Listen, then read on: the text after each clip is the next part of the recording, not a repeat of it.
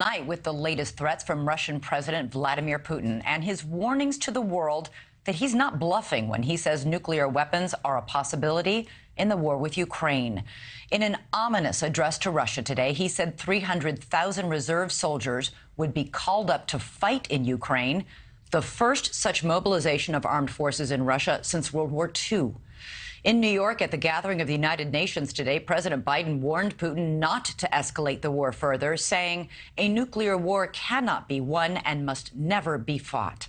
Correspondent Kelly Meyer is live in Washington, D.C. with the very latest on this breaking story. Kelly. Good evening, Elizabeth. Well, President Biden blasted the Russian leader, calling his nuclear threats reckless and irresponsible. But Russian President Vladimir Putin says he isn't bluffing. A nuclear war cannot be won. President Biden responding directly to Russian President Vladimir Putin, who is now leaving the door open to using nuclear weapons in his war against Ukraine, a war where his Russian army is now in retreat. Biden slamming Putin for what he calls reckless disregard. This war is about extinguishing Ukraine's right to exist as a state, plain and simple. As Ukrainian forces take back territory lost to Russia at the war's outset and international support for his invasion weakening, Putin is now upping the stakes. In a 7-minute national address, ordering as many as 300,000 reservists mobilized for the fight and dialing up his nuclear rhetoric as he blames the U.S. and allies for propping up the Ukrainian army. If the territorial integrity of our country is threatened, we will, without question, use all the means at our disposal to protect Russia and our people. This is not a bluff. A Russian missile already coming close to a nuclear power plant in South Ukraine earlier this week. Ukrainian officials see it as Putin acting out after 7 months of war and unable to claim victory for Moscow. An advisor to Ukrainian President Zelensky sarcastically tweeting, 210th day of the 3-day war. Everything is still according to the plan, right? Zelensky saying he doesn't think the world will allow Putin to use nuclear weapons, but he didn't rule it out, saying that Putin wants to drown Ukraine in blood, but also the blood of his own soldiers. But Russia will not be able to stop the course of history. Mankind and the international law are stronger than one terrorist state. Russia will be forced to end this war. And that was a clip from a lengthy pre-recorded address from President Zelensky to the UN General Assembly. Following that, he got a standing ovation. But in that speech, he called for the UN's continued support and punishment for Russia. He also mentioned that Russia could launch a new offensive in the winter, showing that this could continue dragging on. Elizabeth?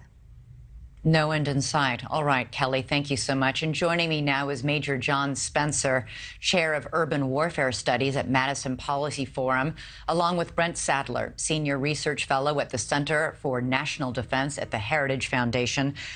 First of all, I would like to start, if I may, on this call-up of the 300,000 troops.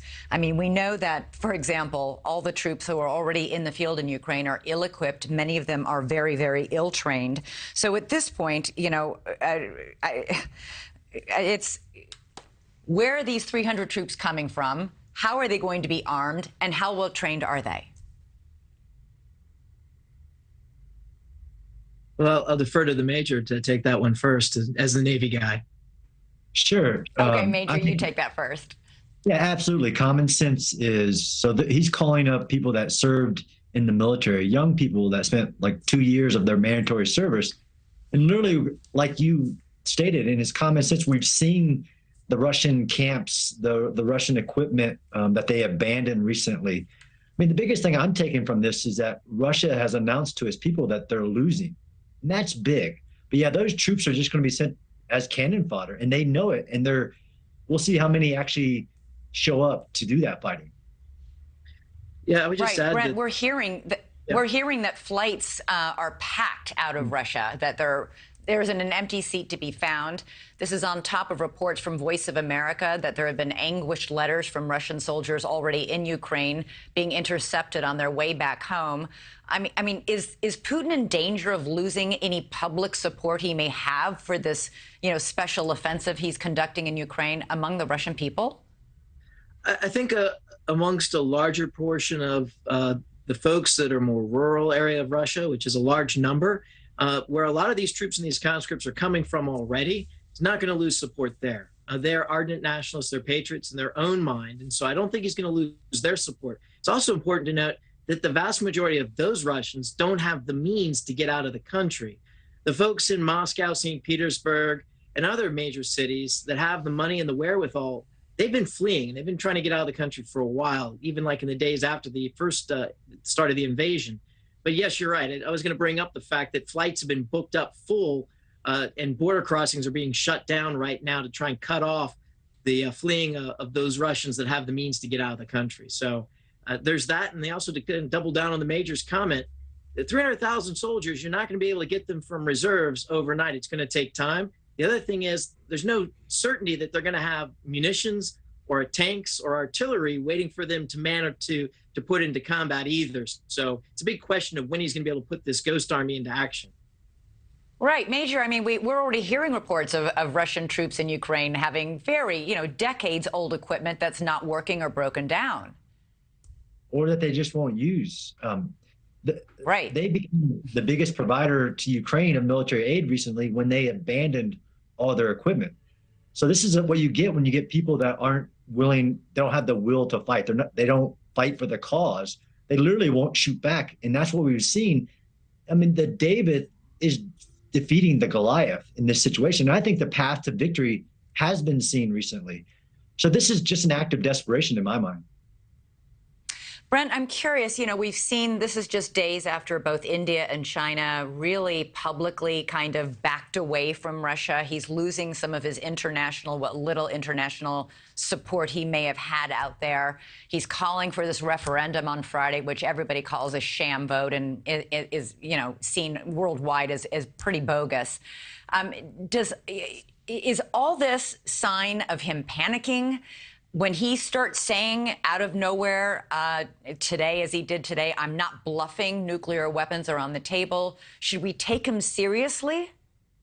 So first off, yes. Everything that he says he should be held to account to, including his earlier threats to Finland and Sweden for joining or going down the path of joining NATO as well. So this is not a new move on his part. It's also doctrinally something that even the Soviets used, and that is nuclear terrorism, or the threat or posturing of nuclear weapons in order to try to entice your adversary, in this case, the United States and NATO member countries, to back down on support or to apply pressure for Ukraine to hold off on its military operations.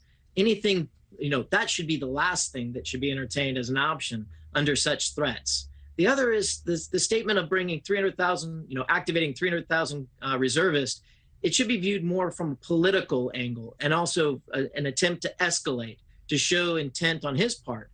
But it doesn't necessarily mean it's going to result in any effect on the battlefield, which means the West has to continue to supply weapons to Ukraine and to continue to press the advantage. But of course, you got to be very cognizant that, you push the bear too far into a corner too quickly, you might get that escalation that we don't want. And that is most likely in the form of a tactical nuclear weapon. For example, if large amounts of his forces get surrounded. Right. A madman backed into a corner is a scary thing. All right. Thank you so much to you, John Spencer and Brett Sadler, for both. Thank you for watching. Go to newsnationnow.com to find News Nation on your television provider. And don't forget to click the red subscribe button below to get more of News Nation's fact-driven, unbiased coverage.